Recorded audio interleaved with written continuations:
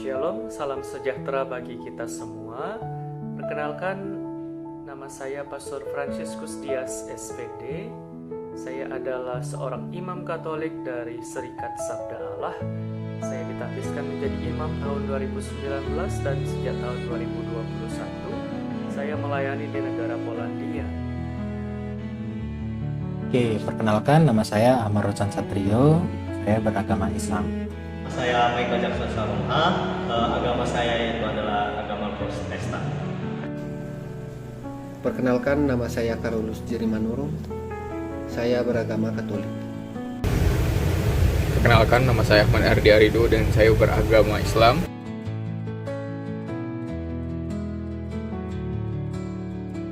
Indonesia adalah laboratorium kerukunan yang luar biasa. Saya memberikan nilai 85 atau 80 dari 100. Kita memiliki modal sosial Pancasila yang selaras dengan nilai Kristiani. Meski ada riak-riak kecil di akar rumput terkait izin rumah ibadah, namun secara makro hubungan antar pemimpin agama umumnya sangat solid, dan hubungan Katolik dengan agama lain cukup harmonis. Gereja Katolik aktif dalam forum dialog dan aksi kemanusiaan. Sebagai contoh adanya terowongan silaturahmi yang menghubungkan Katedral Jakarta dan Masjid Istiqlal di Jakarta adalah simbol fisik dari kedekatan batin umat. Dan biasanya kalau ada yang merayakan ibadah Natal, halaman masjid bisa dipakai untuk parkir biasanya. Demikian pula sebaliknya, kalau ada Idul Fitri, umat jemaah Muslim juga boleh parkir di halaman gereja. Itu salah satu contoh. Nah, dalam pandangan Islam itu kerukunan umat beragama di Indonesia itu saya rasa udah cukup baik. Mungkin sekitar, kalau saya nilai itu sekitar 70 dari 100. Nah, mayoritas umat Islam tuh dia hidup rukun, hidup rukun dengan pemeluk agama lain. Meskipun ya masih adalah konflik-konflik di daerah-daerah yang seharusnya itu diselesaikan dengan bijaksana. Menurut pandangan saya, nilai presentasi nilai kerukunan di agama di Indonesia itu sekitar 85%. Dikarenakan antar umat beragama umumnya berjalan harmonis, walaupun kita perlu menjaga melalui komunikasi yang baik. Menurut pandangan Katolik, kerukunan umat beragama di Indonesia tergolong cukup baik, dengan nilai sekitar 75 dari 100. Indonesia memiliki keberagaman agama yang besar, dan secara umum masyarakat mampu hidup berdampingan dengan damai. Namun, masih ada tantangan seperti intoleransi di beberapa daerah sehingga dialog antar agama perlu terus diperkuat. Dalam pandangan agama Islam, kerukunan umat beragama di Indonesia sudah cukup baik. Dari nilai 100 mungkin di sekitar nilai 70. Dan dengan pemeluk agama lain, agama Islam sendiri sudah sangat akur dan saling bertoleransi, walaupun ada beberapa konflik kecil yang mungkin bisa diselesaikan dengan secara musyawarah dan bijaksana. Dalam ajaran Katolik, kerukunan berakar pada dokumen Konsili Vatikan II Nostra Aetate yang menyatakan bahwa gereja sangat menghormati hal-hal yang benar dan suci dalam agama lain. Kami diajarkan untuk berdialog, misalnya dialog kehidupan, yaitu hidup berdampingan dalam keseharian. Juga ada dialog karya, bekerja sama membantu yang miskin tanpa memandang agama. Contoh nyata, saat bencana alam, gereja paroki, gereja Katolik sering menjadi posko bantuan yang melayani semua warga tanpa bertanya apa agamanya. Islam mengajarkan toleransi seharusnya itu toleransi, saling menghormati dan tidak memaksakan keyakinan kepada yang lain. Kayak apa tuh, yang untukmu agamamu, untukku agamaku. Nah, Islam itu dia menekankan pentingnya hidup damai dan adil dalam kehidupan bermasyarakat.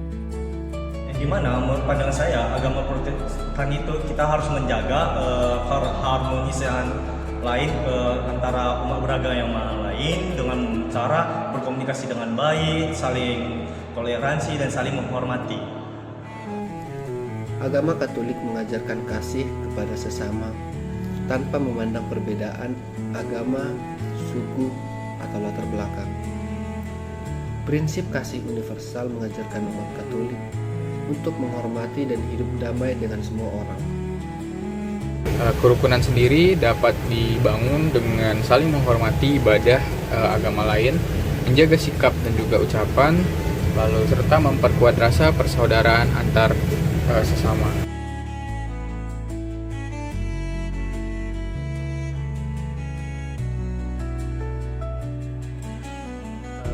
Bagaimana menciptakan harmoni di masyarakat yang heterogen? Harmoni menurut saya dapat diciptakan melalui strategi dengan membangun jembatan, bukan membangun tembok. Misalnya melalui pendidikan, melalui sekolah, sebaiknya guru atau tenaga pendidik mengenalkan perbedaan sejak dini sebagai kekayaan, bukan sebagai ancaman. Kita diajarkan untuk melihat betapa beraneka ragam agama yang ada di Indonesia ini. Dan sejak kecil harusnya hal-hal seperti itu diperkenalkan kepada anak-anak supaya mereka bisa melihat perbedaan sebagai keindahan. Kemudian harmoni dapat diciptakan melalui dialog antar agama atau misalnya saresehan lintas iman. Bisa kunjungan ke wihara, kunjungan ke seminari, kunjungan ke pesantren, kunjungan ke masjid, hanya untuk bersilaturahmi, keluar dari zona nyaman agama saya sendiri untuk bergaul dengan tetangga-tetangga atau saudara-saudari yang berkeyakinan lain. Misalnya mengundang tetangga lintas agama saat acara buka puasa bersama, atau misalnya silaturahmi Natal di lingkungan RT atau RW. Kerukunan dapat dibangun dengan saling menghormati, apalagi ibadah ke agama lain ya, harus saling hormat, menjaga sikap dan ucapan, serta memperkuat rasa persaudaraan selama manusia bersama, walaupun berbeda agama. Kemudian dapat diwujudkan dengan cara kita berkomunikasi kepada agama lain itu secara baik, baru saling bertoleransi, saling tolong menolong, dan juga saling menganggap semua agama yang berbeda di Indonesia ini adalah saudara kita sendiri. Cara menciptakan kehidupan beragama yang harmonis.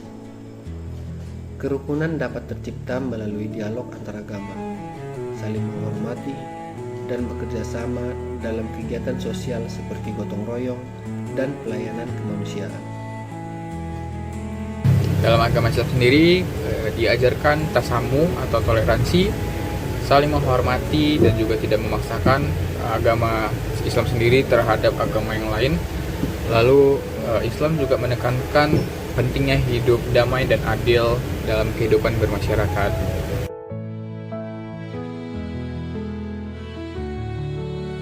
Kalau untuk cara menjaganya sih ya harus rukun lah ya antar agama, mau agama apapun itu, kecuali yang ini ya terlalu ekstrim. Nah, umat Islam tuh diajak untuk menunjukkan akhlak yang baik, bersikap adil, dan menjadi teladan dalam menciptakan perdamaian. Agama Protestan diwajibkan untuk saling mengasih kejujuran, saling kasih satu sama lain, dan juga saling mewujudkan dunia yang saling berpegang erat gitu, walaupun berbeda suku, agama ataupun ras. Cara menjaga kerukunan antar agama di dunia. Setiap umat Katolik diharapkan menjadi pembawa damai, menghindari kekerasan, dan menghargai perbedaan sebagai anugerah Tuhan.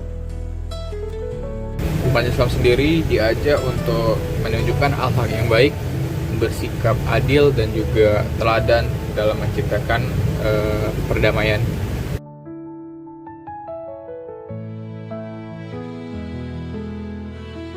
Peran pemerintah dan harapan kita untuk menciptakan kerukunan antar umat beragama.